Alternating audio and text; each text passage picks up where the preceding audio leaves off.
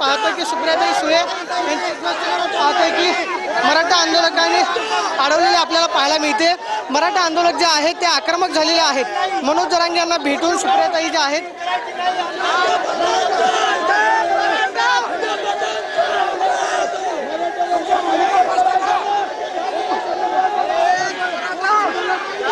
सध्या आपण पाहतोय की सुप्रियाताई सुळे जे आहेत त्या मनोज जरांगे यांना भेटण्यासाठी आलेल्या होत्या। मात्र सुप्रियाताई सुळे यांची गाडी जी आहे त्या ठिकाणी मराठा आंदोलकांनी अडवलेली आपल्याला पाहायला मिळते। गोंधळ जो आहे तो मराठा आंदोलकांकडून करण्यात आला। गाडीवरती आपण पाहतोय की गाडीच्या समोर हे सगळे मराठा आंदोलक जे आहेत ते आडवे झालेले आपल्याला पाहायला मिळतात।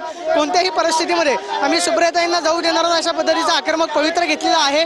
मनोज जरांगेने आवाहन केलेलं आहे की आलेल्या नेत्यांना कुणी आडवाडवी करू नका। मात्र त्याचं कोणतंही पालन जे आहे मराठा बांधवांकडून होत नाही। आपण पाहतोय की अशा पद्धतीनं बेशिस्त वर्तन जे आहे त्या ठिकाणी होताना आपल्याला पाहायला मिळतं। मनोज जरांगेंनी ज्या सूचना दिलेल्या आहेत त्या मात्र सूचनांचं पालन या ठिकाणी मराठा आंदोलक करताना पाहायला मिळत नाही। आपण पाहतोय की अशा पद्धतीनं हुज्जत जी आहे ती मराठा आंदोलकांकडून या ठिकाणी घातली जाते आणि सुप्रियाताई सुळे यांची गाडी आपण पाहतोय की या ठिकाणी मराठा आंदोलकांनी अडवून धरलेली आपल्याला पाहायला मिळते। आपण पाहतोय की या गर्दीतून सुप्रियाताई सुळे यांची गाडी जी आहे ती पुढे जाण्याचा प्रयत्न करते। मात्र मराठा आंदोलक जे आहेत ते ऐकायला तयार नाहीत आणि आपण पाहतोय की अशा पद्धतीनं गोंधळ जो आहे तो या ठिकाणी झालेला आहे। गाडीवरती आपण पाहतोय की सुप्रियाताई सुळे यांची गाडी या ठिकाणी थेट अडवण्याचा प्रयत्न जो आहे तो मराठा आंदोलकांकडून करण्यात आला। गाडीमध्ये सुद्धा सुप्रियाताई सुळे आहेत आणि आपण पाहतोय की या ठिकाणी सुप्रियाताई सुळे यांची गाडी जी आहे ती गर्दीतून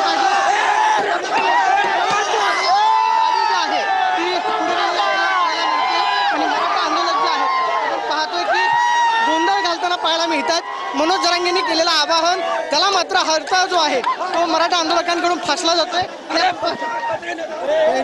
आणि आपण पाहतोय की या ठिकाणी सुप्रिया सुळे यांची गाडी जी आहे ती सध्या या ठिकाणून मराठा आंदोलकांनी काढलेली आहे। काही मराठा आंदोलक गाडी मोकळी करण्याचा प्रयत्न करत होते। मात्र सध्या आपण पाहतोय की सुप्रियाताई सुळे यांची गाडी जी आहे यांची गाडी आपण पाहतोय की आता सध्या मोकळी करण्यात आलेली आहे। मात्र पुढे काही मराठा आंदोलक पळत जाऊन गाड्या अडवण्याचा प्रयत्न करतात।